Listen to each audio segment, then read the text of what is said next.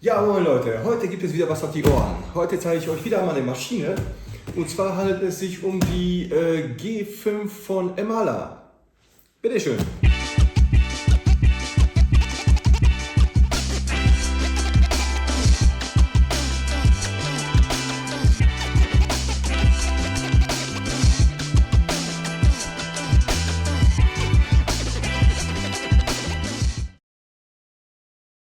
So, die Maschine gibt es in zwei Varianten. Einmal als die G5 und einmal als die G5 Pro.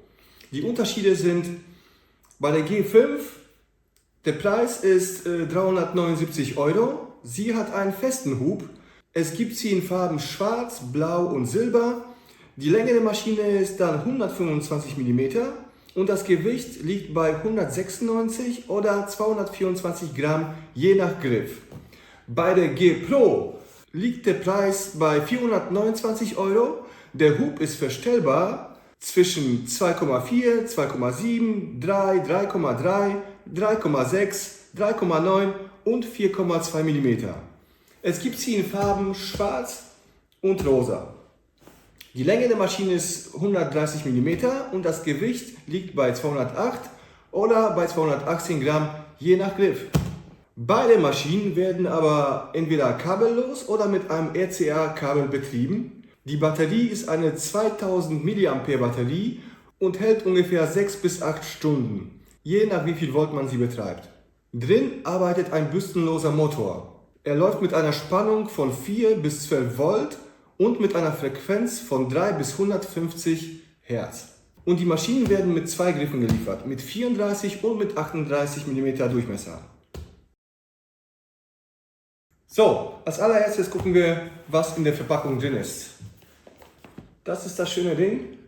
So sieht es aus. Und was da drin ist, schauen wir jetzt nach. Einmal aufmachen. Oh, das geht super schwer auf. Hab schon ganz vergessen. Da drinnen steht so ein Vakuum und dann sind hier kaum Luftschlitze und du kriegst es echt schwer auf. So, das tue ich mal hier hin. So sieht das aus, wenn man es aufmacht. Hier öffnen. So, drin ist erstmal natürlich die Maschine. Dann haben wir hier einen Ersatzakku zum Wechseln. Dann ein ECA-Adapter, wenn man die Maschine mit dem Kabel betreiben möchte. Und noch ein extra dickerer Griff zum Tauschen. Dann haben wir noch was hier drunter. Und zwar einmal die Bedienungsanleitung in Englisch und noch eine kleine Verpackung mit Kabeln.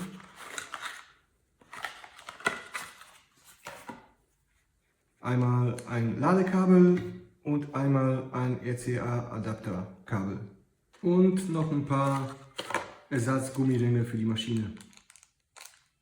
Dann nehmen wir einmal die Maschine raus. Das tue ich zur Seite. Als erstes bequatschen wir mal das Aussehen. Also hier befindet sich einmal das Display. Dann haben wir an den Seiten links und rechts jeweils zwei Knöpfe. In der Mitte ist ein Ring mit dem Serienlogo, Grand. Hier einmal das Emala-Logo. Der Griff hier lässt sich abschrauben und wechseln auf einen dickeren Griff, wenn man den haben möchte.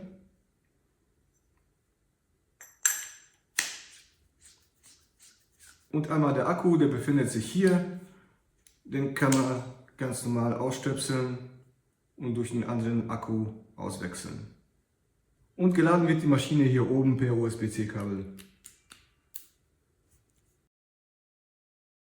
Jetzt zeige ich euch mal, wie man die Maschine bedient. Hier an der Seite ist ein Ein-Aus-Knopf. Lange halten, geht die Maschine an. Nochmal lange halten, geht sie aus. Einmal kurz drücken, geht die Maschine an. Nochmal kurz drücken, geht sie aus. Beim Doppeldrücken wechselt sie in den Herzmodus. Darunter ist ein M-Knopf. Einmal lang drücken, Dann kann man die Farben wechseln mit Plus und Minus.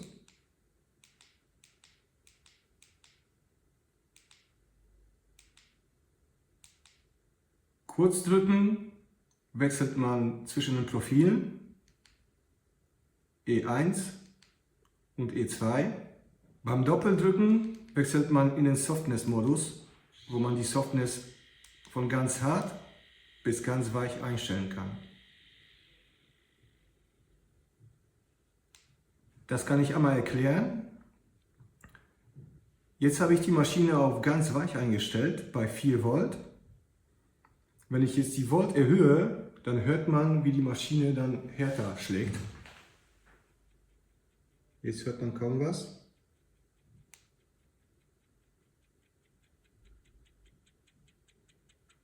Die Frequenz bleibt, nur die Maschine läuft dann härter oder weicher.